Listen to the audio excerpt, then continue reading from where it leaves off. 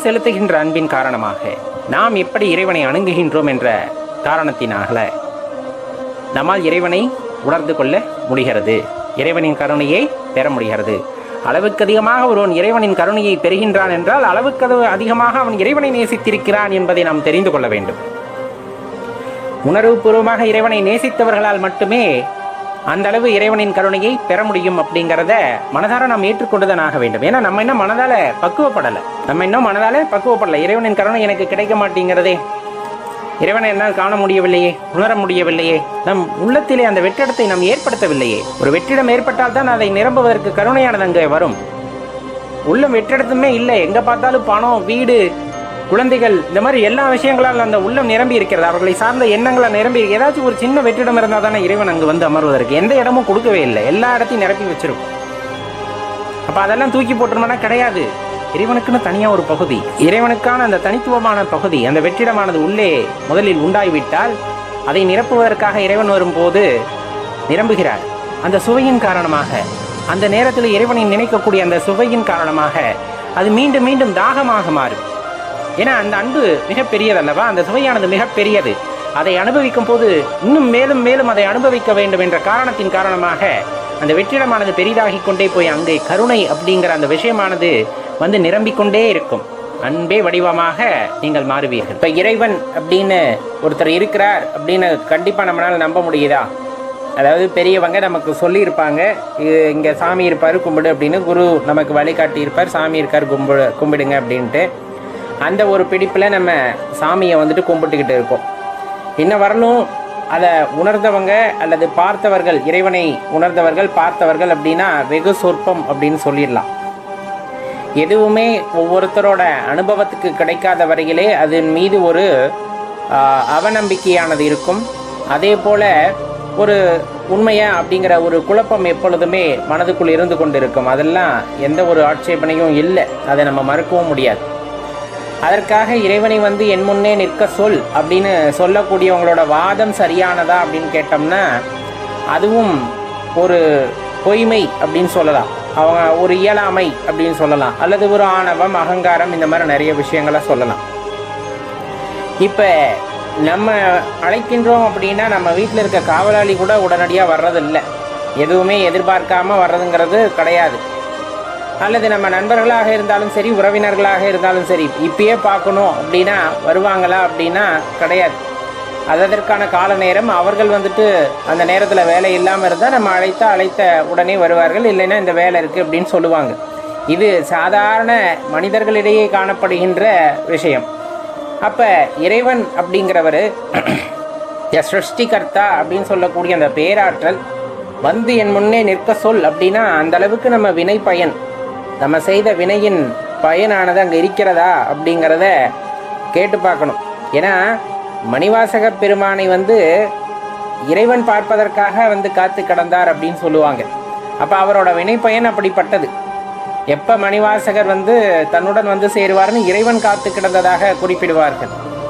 அப்போ அது போல வினை பயனை நாம் பெற்றிருக்கிறோமா அப்படிங்கிற ஒரு கேள்வி எழுப்பணும் இல்லையா? நமக்குள்ளே அது எழுந்து அதற்கான விடையை தேட வேண்டும். அவ்வாறல்லாமல் இறைவனை நேரே வர சொல் அப்படின்னு சொன்னோம்னா அது நகைப்பைக்குரியதாக மாறிவிடும்.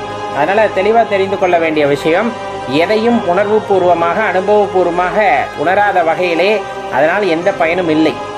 இப்போ பெரியவங்க சொல்லி கொடுத்தாலும் நம்ம தொடர்ந்து அந்த முறையிலே வழிபட்டுக்கிட்டே இருந்தோம்னாலும் அதில் ஒரு பலனும் இருக்காது.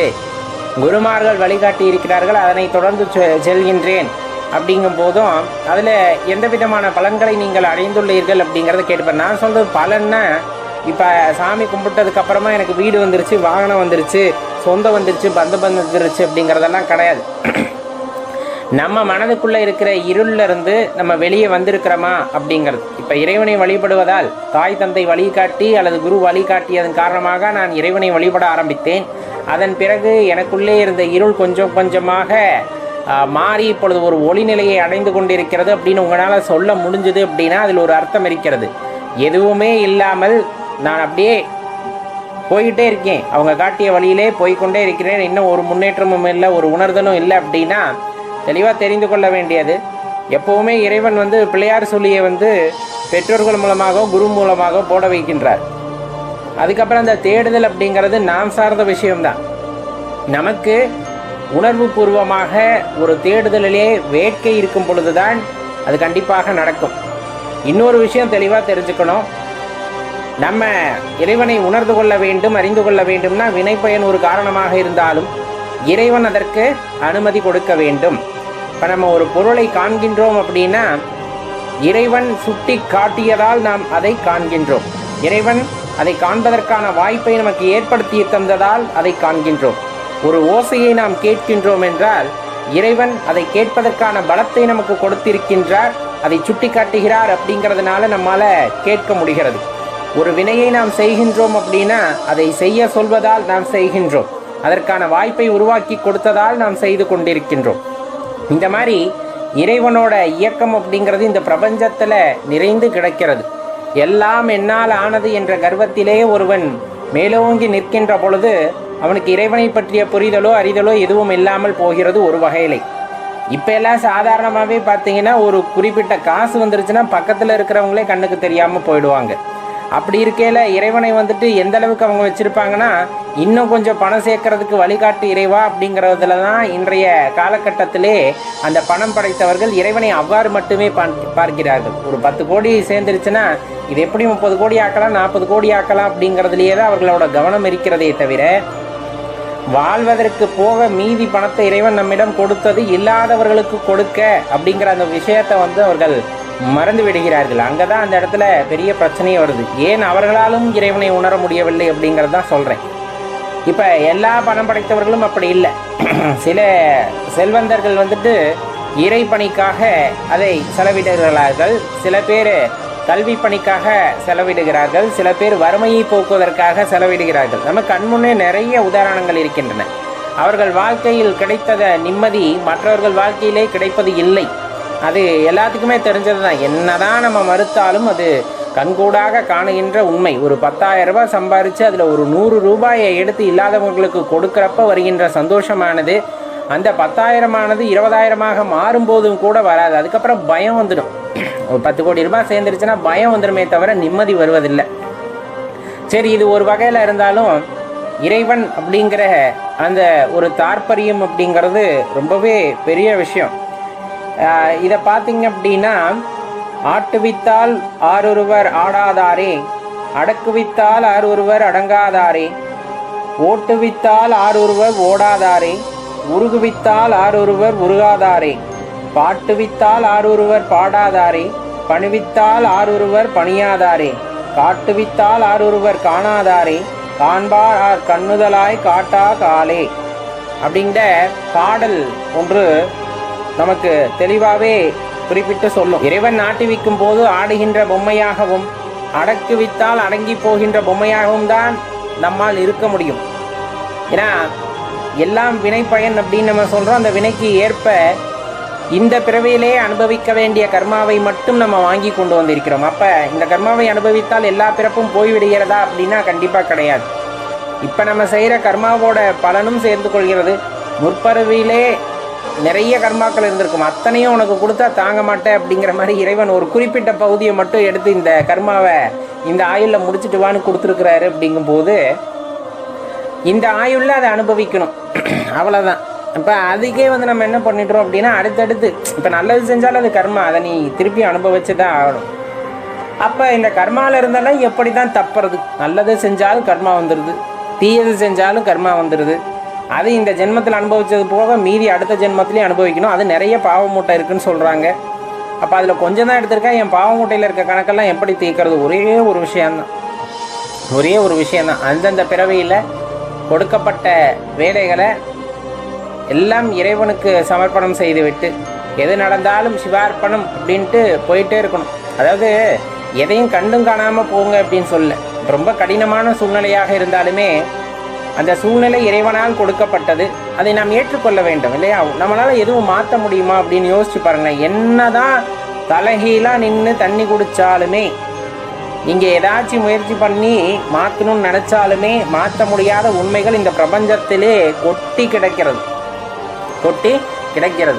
ஒரு 50,000 கோடி சம்பாதிச்சவங்களெல்லாம் கூட, 50,000 கோடி 1 லட்சம் கோடி சம்பாதிச்சவங்களாலும் கூட அந்த பணத்தை வைத்து இந்த உடலிலே, ஆரோக்கியமில்லாத உடலிலே, ஆயுள் முடிந்து போன உடலிலே அந்த உயிரை தங்க வைக்க முடியுமா அப்படின்னா தங்க வைக்க முடியாது. மனிதன் பல இயந்திரங்களை கண்டுபிடிக்கின்றான், நிறைய அற்புதமான கண்டுபிடிப்புகளை எல்லாம் கண்டுபிடிக்கின்றான். அந்த கண்டுபிடிப்புக்கு காரணமாக இறைவன் அந்த கண்டுபிடிப்புகளையும் ஒரு காலகட்டத்திலே சொல்லுவாங்க இல்லையா, காலாவதி ஆனதாக மாற்றி விடுகிறார். ஒரு காலத்தில் அந்த வானொலி அப்படிங்கிறத ரொம்ப பெருசாக பார்த்தோம். இன்றைக்கி அந்த வானொலி இருக்கிற இடமே தெரியாமல் போச்சு. அதே போலத்தான் நிறைய மனிதர்களை தலையில் தாங்கி ஆடி இருப்பாங்க. தமிழுக்கு தொண்டு செஞ்சவங்க பல்லாயிரம் கோடி பேர், அது வரிசையாக எடுத்துக்கலாம். அப்போ அந்த பல்லாயிரம் கோடி பேர்களுடைய பெயரும் நிலைத்திருக்கிறதா அப்படின்னு கேட்டோம்னா ஒரு சில பெயர்கள் மட்டுமே காலத்தால் நிலைத்து வந்திருக்கிறது இல்லையா. உங்களுக்கு நல்லா தெரியும், இன்றைக்கும் நம்மளுக்கு ஊவேசா ஐயாவிலேருந்து அதே போல் வரிசையாக எடுத்துக்கிட்டோம்னா பாரதியார், இந்த மாதிரி நிறைய பேர்த்த சொல்லிடலாம். அதெல்லாம் காலம் கடந்து நிற்கக்கூடியது அப்படின்னு பார்த்தோம் அப்படின்னா திருவள்ளுவர் அப்படின்னு சொல்லக்கூடிய அந்த ஒரு சித்தரை நம்ம குறிப்பிட்டு சொல்லலாம், நாயன்மாரை நம்ம குறிப்பிட்டு சொல்லலாம். அப்போ இந்த மாதிரி விஷயங்கள் எல்லாம் காலத்தை கடந்து வருகிறது என்றால் அது இறைவனால் மட்டுமே முடிகிறது. ஓட்டுவித்தால் ஆரொருவர் ஓடாதாரே, உருகுவித்தால் ஆரொருவர் உருகாதாரே, பாட்டுவித்தால் ஆரொருவர் பாடாதாரே, பணிவித்தால் ஆரொருவர் பணியாதாரே, காட்டுவித்தால் ஆரொருவர் காணாதாரே, காண்பார் கண்ணுதலாய் காட்டா காலே. அவ்வளோதாங்க. எல்லாமே இறைவனுடைய சித்தம். அவர் ஆடுன்னு சொன்னால் அடித்தாகணும், பாடுன்னு சொன்னால் பாடித்தாகணும். பாடுறோம் ஆடுறோம், அதை உணர்ந்துக்கணும். இறைவனின் சித்தத்தால் நிகழ்கின்ற இந்த மாயையான உலகத்திலே வாழ்கின்றது அவ்வளவு சுலபம் அப்படின்னா சுலபமான விஷயம்தான். வருவதும் போவதும் இருப்பதும் துறப்பதும் எல்லாமே இறைவனுடைய கட்டளை. அந்த இறைவனுடைய கட்டளையை முழுமையாக ஏற்றுக்கொண்டோமேயானால், நிகழ்கின்ற எல்லாமே இறைவனுடைய சித்தம் என்று ஏற்றுக்கொண்டோமேயானால் வாழ்க்கையிலே பெரிய பெரிய துன்பங்கள் இல்லை, வந்த கர்மாக்கள் எல்லாம் கழிவதை முன்னே காண முடியும்.